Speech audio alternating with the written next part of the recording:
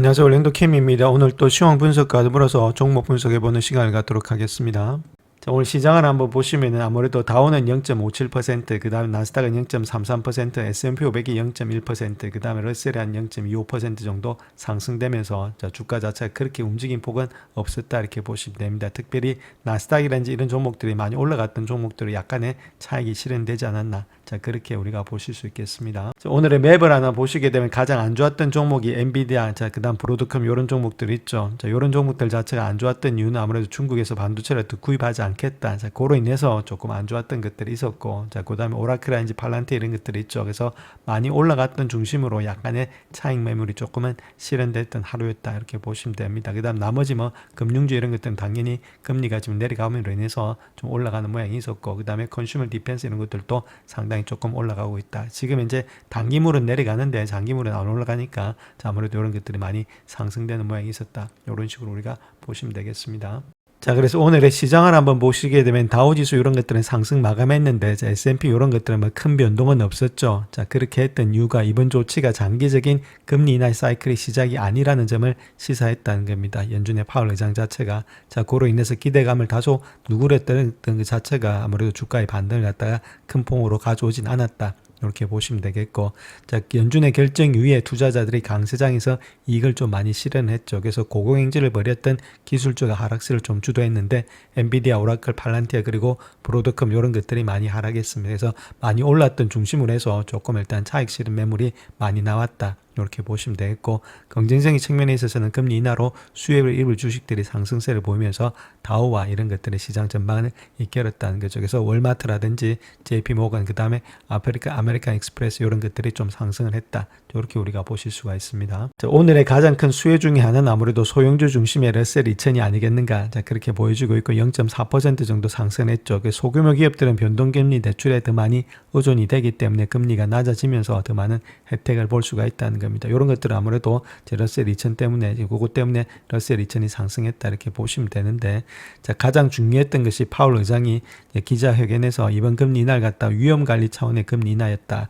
요 말이 일단 상당히 지금 이제 금리 지금 주가를 갖다 크게 올리지 못했던 이유 중에 하나가 되고 있죠. 그래서 투자자들을 갖다 실망시켰다는 겁니다. 즉 말해서 이번 금리 인하가 경제가 급격하게 둔화될 경우를 대비한 보험 차원의 금리 인하였다. 이런 것들을 시사했다는 겁니다. 그래서 지금의 위험이 없는 길은 없고 무엇을 해야 될지도 명확하지가 않고 있다. 그 이야기를 하고 있는데, 그는 아까 보셨듯이 GDP도 일단 큰 폭에 지금 떨어지지 않고 GDP도 계속 성장이 되고 있죠. 한 1.6%. 자, 거기다가 언임플로이먼트, 지금 실업률 자체도 한 4.5 정도 되고 있고, 자, 반면에 지금 이제 인플레이션이 뭐 3.0을 넘어가고 있으니까 실질적으로 이런 거 봐서는 아무래도 금리 인하할 필요가 없습니다. 자, 그런데 보험 차원에서 했다. 그 말이 맞는 말이겠죠. 자, 그로 인해서 적극적으로 지금 이제 금리 인하한 것이 아니라 조금은 예방을 하기 위해서 했다. 이런 것들 때문에 주가가 큰 폭으로 일단은 뛰지는 못했다. 자, 이렇게 우리가 보시면 되겠습니다. 자, 그래서 더욱이 2026년도 금리 전망에 대해서는 상당히 매파적인 입장을 취하고 있는데, 금리 인하가 한 번만 있을 것이다. 이렇게 예상되고 있고, 자, 아무래도 현재 예상보다도 2, 3회가 느린 속도가 되고 있죠. 그래서 점도표를 본다면 내년에 대한 의견이 상당히 차이가 크다는 것을 보여주고 있습니다. 그래서 연준 의원들이 9월에 회의에서 가장 가능한 한 작은 규모로 금리 인하를 하기로 결정하면서 공황 상태에 빠지진 않았다. 이렇게 말하고 있고, 자, 아무래도 금리 인하 속도 자체가 연준이 더 이상의 관세 기반의 인플레이션을 갖다 심각한 위협으로는 보고 있지 않고 있다. 그래서 신규 직원 채용에 대한 감소로 인해서 경제 성장 둔화가 점점 더 큰 위험으로 인식되고 있음을 보여주고 있다. 이렇게 말하고 있죠. 그래서 노동시장의 우려가 최우선의 과제로 지금 떠오르고 있다. 이런 식으로 이야기를 하고 있습니다. 자, 연준 의사록에서 좀 바뀐 부분을 한번 보시게 되면 일단 일자리 증가는 좀 슬로되고 있다. 이렇게 말하고 있고, 언임플로이먼트 레이트 있죠. 실업률 자체는 조금은 올라가고 있음에도 불구하고 아직까지 그렇게 낮은 편이다. 저렇게 말하고 있죠. 그 다음에 인플레이션은 좀 올라가면서 다소 높게 형성이 되고 있다. 인플레이션은 높다는 이야기입니다. 대신에 인플로이먼트 있죠. 고용에 대한 하반 경직성은 조금 일단 올라가고 있다. 고용 때문에 25bp 정도를 갖다가 요번에 내렸다. 그 이야기를 하고 있습니다. 그 다음에 이렇게 찬성을 했던 사람은 보험한 여사라든지 원로도 일단 마찬가지로 찬성을 했는데, 반대를 던졌던 사람은 미란만 반대를 던졌다. 50bp 정도 갖다 내려야 되는데 못 내렸다. 그렇게 하면서 반대를 던졌죠. 자, 그럼에도 불구하고 파월이 조금은 협력을 잘하면서 거의다가 일단은 찬성을 이끌어냈다. 자, 이렇게 보시면 되겠습니다. 자, 그렇다면 25pp 정도를 갖다 내려야 될 이유가 있는지, 자, 거기에 대해서 한번 살펴볼 것 같으면은 GDP 있죠. 실질 GDP가 한 1.6 정도 되고 있습니다. 저번보다도 성장이 좋다 이렇게 보시면 되겠고, 자, 그 다음에 unemployment rate 있죠. 실업률도 거의 비슷한 모양이 있고, 인플레이션도 3에서 3.1 정도 콜 같은 거는 나타나고 있다. 즉 말해서 인플레이션 아직까지도 3% 위에 있고, 자, 그 다음에 unemployment rate라든지 GDP 성장은 되고 있는 상태 있죠. 그렇다면 25bp 갖다가 굳이 인하할 필요는 없다 이렇게 볼 수도 있겠습니다. 그래서 이런 것들은 약간은 지금 이제 트럼프 입김이 많이 작용한 것이 아니겠는가, 자, 그렇게 보여집니다. 자, 요번에 PC 인플레이션을 봤을 때 2025년도 있죠. 자, 2025년도에는 원래는 요 정도로 예측을 했습니다. 요 정도 될 것으로 예측이 됐는데, 자, 가면 갈수록 조금은 떨어질 것으로 예측이 됐는데, 요번에 상당히 많이 올라가 있는 상태 있죠. 아직까지도 인플레이션이 그렇게 낮지가 않다는 거고, 2026년도도 생각했을 때 한 요 정도를 일단 생각했다는 겁니다. 2.3에서 2.4 정도로 예측하고 있는데, 지금 보시게 되면 2.5에서 2.6까지 조금은 높게 형성이 되고 있죠. 그렇다면 인플레이션이 조금 더 아무래도 깊게 가지 않겠는가, 그렇게 예측을 하고 있습니다. 자, 그래서 점도표 한번 보시게 되면 2025년도에 요번에 찍었던 요 사람은 일단 스티븐 미란이다 이렇게 보시면 되겠고, 자기 혼자만 이렇게 찍었고, 자, 나머지 사람들은 저 요쪽에서 찍었는데 보통 한 3.5 정도일 때 많이 찍어 있는 상태에 있다 이렇게 보시면 되겠죠. 한 이제 9명 정도가 되고 있고, 그 다음 2명, 자, 그 다음에 4.0 정도에 한 5명 정도가 되고 있다 이렇게 보시면 되겠고, 2026년도에도 저 밑에 일단은 3% 밑으로 좀 내려가는 사람들도 좀 5명 정도가 있다. 그래서 아무래도 내년에도 한 3.5 정도에서 지금 이제 마감이 되지 않겠는가, 자, 그렇게 보여지고 있죠. 그래서 요 정도만 일단 내려온다면 단계적으로 내려왔을 때 주가 자체가 그렇게 나쁘지가 않고 올라갈 가능성이 많이 있다, 이렇게 우리가 보실 수가 있겠습니다. 자, 그래서 금리 인하 자체가 조금씩 일단 순차적으로 될 것으로 보여지고 있습니다. 이번 10월 달에 한 번, 12월 달에 한 번, 자, 이런 식으로 일단 순차적으로 하락이 되면은 아무래도 다른 것보다는 러셀이 조금은 반등이 많이 올라갈 가능성이 상당히 많다, 이렇게 우리가 보시면 되겠습니다. 자, 파월이 했던 이야기들 한번 보겠습니다. GDP 성장률 둔화는 주로 소비 지출의 둔화로 인해서 반영이 됐다 이렇게 말하고 있고, 50bp 이하에 대한 광범위한 지지는 없었다. 미란 혼자만 했다 이렇게 말하고 있습니다. 그 다음에 모든 사람들이 이번에 금리 인하를 지지한다고 이야기를 했고, 일가리 증가는 되고 있는데 손익분기점 이하로 되면서 약간의 둔화가 형성이 되고 있다. 자, 내년 이후 대부분의 인플레이션의 기대치가 한 2%의 목표치와 일치할 것으로 보여지고 있다. 내년 되면 이렇게 될 가능성이 있는데, 자, 아까 도표에서 보셨듯이 여기까지 완전히 일치되기는 힘들겠고 조금은 시간은 걸리지 않겠나, 그렇게 보여지고 있습니다. 또한 관세가 인플레이션에 미치는 전반적인 영향은 아직까지는 미지수다 이렇게 말하고 있고, 기본적인 시나리오는 관세가 인플레이션에 미치는 영향에 있어서는 단기적일 것이다 라는 것으로 믿고 있고, 이런 것들은 개별 대책은 계획이 아니고 정책은 사정에 설정된 방향이 있지 않다 이렇게 말하고 있습니다. 또한 가능한 한 관세는 노동시장의 둔화에 대한 그런 이유가 되고 있다 이렇게 말하고 있는데, 관세로 인한 가격 인상은 올해와 내년에도 계속될 것으로 예상이 되고 있다 이렇게 말하고 있죠. 그래서 인플레이션이 쉽게 잡히지 않는다는 이야기입니다. 수정된 일자리의 수치 있죠. 이런 것들은 노동시장이 더 이상 견고하지 않음을 의미하고 있고, 오늘의 금리 인하를 갖다가 위험관리 금리 인하로 생각할 수 있다. 결론적으로 봤다면 노동 때문에 일단 금리 인하를 했다, 자, 그렇게 이야기를 하고 있죠. 관세는 대부분의 미국의 수입업체가 부담을 하고 있기 때문에 마진에 좀 삭감이 있다. 자, 그렇다면 기업의 이익이 약간은 지금 이제 내려갈 수 있다, 그 이야기하고 있고, AI가 더 어려운 일자리 시장의 주요 동인은 아닐 가능성이 높다 이렇게 말하고 있죠. 그다음 베센트 장관에 대해서는 언급하지 않았고, 시장의 금리 경로를 갖다가 가격에는 방향하고 있지만은 그 경로에 대해서는 축복하지 않고 있다, 이런 식으로 말하고 있습니다. 그래서 전반적으로 보면은 더 좋게는 보고 있는데 그래도 약간의 지금 이제 인플레이션에 대한 우려는 있다, 이런 식으로 이야기를 하고 있습니다. 자, 그래서 그 내용들을 한번 정리해 보게 되면, 연준이 0.25%를 갖다 인하를 했죠. 그래서 추가 인하 가능성을 시사했다 이렇게 말하고 있고, 인플레이션에 대한 불안감보다는 일자리 시장 침체에 대한 그런 우려가 더 커지면서 이런 것들에 정당화를 하고 있다, 자, 이런 식으로 이야기를 하고 있습니다. 자, 요번에 금리 인하 자체가 위험의 균형의 변화를 고려할 때 정당하다, 자, 이렇게 말을 했다 이렇게 말하고 있죠. 그럼에도 불구하고 더 이상의 노동시장을 견고하다 이렇게 표현을 하지 않았다 이렇게 말하고 있습니다. 또한 12명 중에 11명이 0.25포인트를 갖다가 지지를 했다 이렇게 밝히고 있죠. 그래서 내년에는 가장 중요한 것들이 아무래도 더 많은 금리 인하를 단행하지 않을 것으로 예상하고 있다, 이렇게 우리가 밝히고 있습니다. 자, 또한 관세 자체가 일시적으로 가격을 상승시킬 수 있다. 이 점을 인정하고 있죠. 그래서 수입품과 원자재 가격의 상승이 기업들의 관세로 인한 타격으로부터 이유는 보유할 수 있겠지만 고용을 위축시킬 수 있다. 이렇게 경고하고 있고, 아무래도 수입품에 대한 세금은 기업들의 높은 비용을 증가함에 따라서 소비자들의 구매를 약화시킬 것이다. 이렇게 말하고 있습니다. 그래서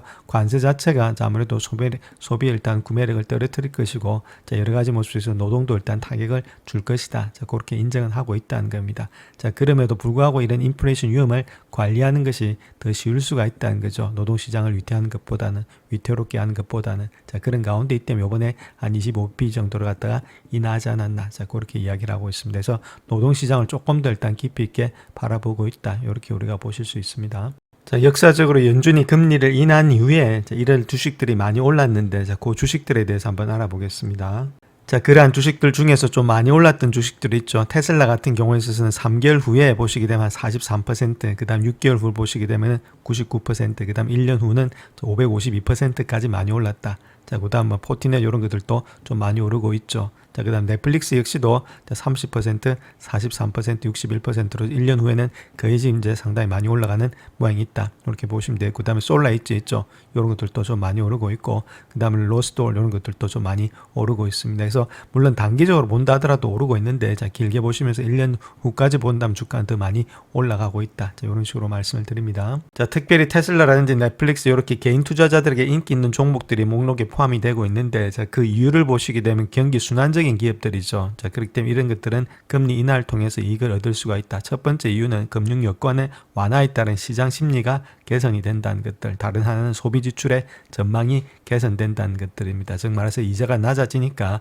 소비 여력이 생기겠죠. 소비 여력이 생기니까 테슬라라든지 차를 구매한다든지 아니면 넷플릭스를 갖다 구매한다든지 그런 것들이 늘어날 수가 있다는 겁니다. 그런 시장 심리가 개선되기 때문에 이런 주식들이 더 많이 갈 수가 있다. 그 다음에 한 번만 지금 이제 계속해서 지금 끝나고 마는 게 아니죠. 금리 인하 자체가 계속해서 연달아서 나올 가능성이 많기 때문에 이런 주식들 우리가 포함해서 계속해서 상승의 여력이 있다. 이렇게 말씀을 드리겠습니다. 자, 마찬가지로 연준이 단기 금리를 낮출 때 로켓 컴퍼니와 같은 주식이 가장 큰 이익을 볼 수가 있다. 이렇게 되고 있는데, 자, 그런 주식에 대해서도 한번 알아보겠습니다. 자, 그런 회사들 중에서는 미스터 쿠퍼라든지 애폴로 이렇게 로켓 컴퍼니 이런 회사들이 있습니다. 헬스케어, 리얼리티 이런 것들, 이런 것들 한번 자세히 보시고 또 페니맥 이런 것들도 보시고, 그 다음에 주택 건설 업체들 있죠. 3인방 요게 레나르라든지 메리티지 홈스라든지 톰 브라더스 이런 것들도 한번 체킹해서 보시게 되면 아무래도 금리에 민감한 그렇게 움직이는 방향을 갖고 있는 주식들이기 때문에 이런 주식들은 조금은 우리가 자세히 한번 봐야 될 주식들이다. 이렇게 말씀을 드립니다. 자, 그래서 앞서 말씀드렸던 주택 건설업체들 있죠. 레나르, 톰브라스, 메리티스 홈스 이런 것들은 단기 국채 수익률과도 상당히 높은 상관관계를 보이고 있다는 겁니다. 그래서 금리 인하는 일반적으로 주택의 가격을 낮추고 수요를 증가시키기 때문에 주택의 건설업체를 지원할 수밖에 없는 그런 입장이 있다. 그래서 트럼프가 계속해서 금리를 낮추라고 하고 있죠. 자, 그런 가운데 있기 때문에 이런 회사들은 우리가 한번 눈여겨서 봐야 되지 않겠나. 자, 그렇게 보여집니다. 자, 그래서 고주택 건설업체 중에서 한 업체에 대해서 좀 말씀을 드리겠습니다. 자, 어떤 식으로 지금 이제 차트가 움직이고 있는지, 자, 그 부분에 대해서 한번 설명해 보겠습니다. 자, 마이애미에 본사를 둔 주택 건설업체인 레나르다 이렇게 보시면 되겠죠. 4월의 저점 이후에 최근에 상승세를 이어갈 것으로 보여지고 있고, 최대 47%까지 하락했지만 이제 반전을 거의 다가 하고 있다는 거죠. 자, 이렇게 일단 지금 이제 돌아나가는 그런 입장이 있기 때문에 주가 자체가 한 번 더 상승의 모습이 되지 않겠나. 자, 그렇게 보여지고 있습니다. 여기서 1년 차트고, 자, 요거 자체를 갖다가 3년 차트로 보면 조금 더 많이 상승의 폭이 여력이 되고 있다. 저렇게 우리가 보실 수가 있습니다. 자, 그래서 3년 동안의 차트 모양을 보시게 되면 컵앤헬드 모양이 되고 있죠. 자, 그런 가운데 있기 때문에 조금 요것만 돌파해 준다면 주가 자체는 한 단계 더 업그레이드 될 수 있지 않나. 자, 그렇게 우리가 볼 수 있겠습니다. 자, 그래서 EPS를 한번 보시게 되면 2025년도가 8.66 정도 되고 있습니다. 네나르 같은 경우에 있어서는. 자, 그 다음에 2028년도가 22까지 올라가고 있죠. 상당히 많이 일단 증가가 될 가능성이 많겠고, 매출도 2025년도에 35밀리언 정도 됐던 것이, 자, 계속해서 꾸준히 증가되면 한 42밀리언까지 갈 수가 있다. 그래서 장기적으로 본다면 좀 상승의 여력이 좀 있지 않겠나. 자, 그렇게 우리가 보실 수 있습니다. 자, 다음 엔비디아에 대해서 한번 알아볼 건데, 중국에 대한 우려로 인해서 엔비디아의 주가가 많이 하락을 하고 있죠. 그렇다면 투자자들이 얼마나 더 많이 일단 걱정해야 될지, 자, 거기에 대해서 한번 알아볼 건데, 중국이 엔비디아 RTX 프로 6000D의 판매를 금지한다는 보도를 갖다 미국과 무역 협상을 고려한 정치적인 연극이자 자세 조작으로 일단은 보고 있다. 이렇게 말하고 있습니다. 웬만한 분석가들은 자, 그런 가운데 있기 때문에 그렇다면 진정으로 지금 우려할 만큼의 그런 큰 폭의 하락이 필요한지 자, 거기에 대해서 한번 살펴보겠습니다. 자, 중국의 사이버 공간 관리국 같은 CAC 이런 데서 있죠. 그리고 이런 데서 알리바마 그룹의 홀딩스 같은 대형 기술 기업에다가 다음과 같이 말하고 있는데 엔비디아 제품을 사용해서는 안 된다. 이것 때문에 주가가 많이 하락되고 있는데 자, 파이낸셜 타임즈에 따르면은 지금 RTX 프로 6000D 이런 칩들은 세계에서 두 번째로 큰 경제 규모를 가진 국가에 판매하기 위해서 특별히 설계된 부품이다. 즉 중국에 판매하기 위해서 설계된 제품인데 이걸 달 판매하지 못하게 하니까 자, 아무래도 엔비디아의 자격이 좀 많이 가해지지 않겠는가. 자, 그렇게 우리가 볼 수 있다는 겁니다. 자, 그 다음 또 상반된 견해를 한번 보게 되면은 RTX 시리즈 자체가 엔비디아 판매 중요한 요소는 아니다. 그럼에도 불구하고 H20의 판매가 계속해서 어려움을 겪는다고 예상이 될 수 있는데, 자, 그럼 이래서 AI 플랫폼의 버전을 갖다가 전혀 판매하지 못할 수도 있다. 이렇게 말하고 있죠. 그렇게 제한이 지속이 된다면 엔비디아에 대한 좀 기대치는 너무 높아진 것이 아니겠는가. 자, 그런 가운데 있기 때문에 지금 알리바마 주가는 많이 오르는데 엔비디아 주가가 조금은 주춤하는 가운데 있다. 이렇게 보시면 되겠죠. 자, 그런 것들이 지난달에 주가가 5.7% 정도 하락한 반면에 엔비디아는 기술주는 좀 나스닥은 2.3% 정도 상승을 했죠. 자, 그런 가운데 있기 때문에 이미 이런 것들은 좀 주가에 조금씩 다 반영이 되고 있기 때문에 주가 자체가 만약에 여기서 더 떨어진다면 우리가 좀 분할 매수 관점에서 들어가야 되지 않겠는가. 자, 그렇게 보여주고 있습니다. 크나큰 지금 이제 시장에 일단 많은 영향을 주지는 않고 있지만은 일부 이제 영향이 되고 있죠. 자, 그럼에도 불구하고 그런 것들이 이미 시장에 반영이 되고 있는 모습이 되지 않나. 자, 그렇게 보여집니다. 자, 다음 비트코인에 대해서 한번 보겠습니다. 비트코인은 연준이 금리가 임박한 상황에서 역방향의 헤드앤숄더 패턴을 형성하고 있다. 이렇게 말하고 있죠. 비트코인에 대해서 한번 알아보겠습니다. 자, 이번에 페드의 금리 인하가 주기가 시작되면서 모든 자산군이 영향을 받지 않겠나 그렇게 보여주고 있는데 거기는 일단은 비트코인도 포함이 되고 있다. 이렇게 말씀드릴 수 있는데 자, 가장 중요한 것은 S&P 500의 지수와 높은 양의 상관관계를 보이고 있는 것이 아무래도 비트코인이 되지 않겠는가. 그래서 위험자산에서 상당히 중요한 모습이 되고 있는 것이 비트코인이다. 이렇게 말씀드릴 수 있겠고 때로는 앞서고 때로는 S&P 500이 앞서기도 하고 있죠. 자, 그런 가운데 있기 때문에 요걸 통해서 앞으로의 지수 방향이라든지 이런 것들 조금은 우리가 알 수가 있다. 이렇게 보시면 되는데 자, 여기서 봐야 될 것이 S&P 500이 있죠. 여기는 S&P 500이고 밑에 있는 것은 비트코인인데 여기서 먼저 일단 비트코인이 하락으로 먼저 움직였죠. 자, 그 다음에 일단 S&P 500이 하락으로 움직이는 그런 모양이 있고 요번에는 일단 계속해서 여기에 상승되고 있음에도 불구하고 여기는 약간의 하락세가 엇박자가 나와 있는 상태에 있습니다. 자, 그렇다면 비트코인 아직도 상승세가 추세가 연출이 될 수 있는지 자, 그런 것들을 봐야 되겠죠. 만약에 이것이 상승세가 연출이 된다면 얘도 마찬가지로 계속해서 갈 수가 있다. 자, 이렇게 보시면 되겠습니다. 자, 그래서 현재 비트코인의 차트를 보시게 되면 이렇게 일단 헤드앤숄더가 되고 있죠. 리버스 앤 헤드앤숄더 이제 역으로 되고 있다는 겁니다. 저점이 조금씩은 높아져 있다 이렇게 보시면 되겠고 거기서 넥라인만 돌파해 준다면 주가는 다시금 좀 반등이 되지 않겠는가. 자, 그렇게 보여주고 있기 때문에 지금이 조금은 아무래도 전환점이 와 있다. 이렇게 우리가 보시면 되겠습니다. 자, 그래서 주봉 차트를 한번 보시게 되면 추세 자체가 상승의 추세에 있는 가운데 있습니다. 아직까지 하락의 추세로 접어들었다 이렇게 보긴 힘들겠죠. 자, 그런 가운데 있기 때문에 S&P 500 역시도 아직까지도 추세는 상승 중에 있다 이렇게 보셔야지 이걸 갖다가 하락으로서 완전히 끝이 났다 이렇게 보긴 힘든 가운데 있습니다. 그런 가운데 추세에 반등받고 다시금 올라가는 가운데 있기 때문에 자, 우리가 봐야 될 것은 아직까지도 추세가 훨씬 더 많이 살아있다. 이렇게 보시면 되겠습니다. 자, 그 다음 또 이더리움도 한번 보시더라도 이더리움 역시도 직전 고점에 따른 약간의 부담감은 있죠. 자, 그럼에도 불구하고 주가 자체가 추세선을 본다면 아직까지도 추세는 상승 중에 있는 거지 이거 자체가 꺾였다 이렇게 보시면 안 되겠죠. 자, 그런 가운데 때문에 충분히 더욱더 상승할 가능성이 있기 때문에 우리가 코인 시장 이런 것들이 계속해서 가능한 S&P 500 지수가 같이 갈 가능성이 많기 때문에 아직까지는 들 때는 아니고 들고 갈 때다. 저렇게 보시면 되겠습니다. 자, 다음 S&P 500의 지수부터 한번 보겠습니다. 오늘자에서 6,600 정도는 지켜주었고 장중에 조정받았죠. 자, 그런 가운데 있고 11선, 21선까지 내려오지 않으면서 장중 조정 받았다. 자, 그럼에도 불구하고 약간 일단 좀 하락된다 하더라도 그 하락폭은 그렇게 깊지가 않을 것으로 보여지고 있기 때문에 만약에 하락세가 좀 깊어진다면 우리가 매수 관점에서 좀 들어가야 될 때다. 이렇게 보시면 되겠고 오늘장에서 금리 자체가 보험성의 금리였기 때문에 하락이었기 때문에 아무래도 큰 폭의 상승은 일어나지 않았다. 이렇게 보시면 되겠죠. 다우는 그 대신에 좀 많이 상승했던 하루였다 이렇게 보시면 됩니다. 이런 것들이 좀 올라가면서 오늘장에서 한 0.57% 상승했는데 자, 그럼에도 불구하고 자, 직전 고점에서는 또 저항대가 약간은 늘어났다 이렇게 보시면 되겠죠. 그래서 조금의 가격의 부담은 있는데 자, 그럼에도 불구하고 옆으로 눕는다든지 자, 그런 가운데 조정이 있는 거지 조정이 그렇게 깊지는 않을 것으로 보여지고 있습니다. 나스닥 역시도 약간 일단 조정은 있었죠. 조정이 있었음에도 불구하고 조정 자체가 그렇게 깊지 않고 장중에 바로 일단은 좀 막판에서 말아 올리는 그런 모양이 있었다. 그래서 쉽지 않은 그런 조정 자체가 그렇게 깊게 나오지는 않고 있고, 내려가면 내려갈 때마다 매수세가 계속해서 담아 나오고 있다. 이렇게 보시면 되겠습니다. 나스닥 100이라든지 나스닥도 마찬가지겠죠. 자, 러셀 같은 경우는 오늘장에서 좀 많이 올라갔는데, 올라갔다 하더라도 보험성의 그런 인하였기 때문에 아무래도 조금은 저항대에서 좀 부딪히는 그런 하루가 아니겠는가, 그렇게 보여지고 있죠. 그래서 직전 고점을 갖다가 아직까지 완전히 러셀이 일단 뚫지는 못했다, 이렇게 보시면 되겠죠. 그래서 이런 걸 뚫으려고 지금 이제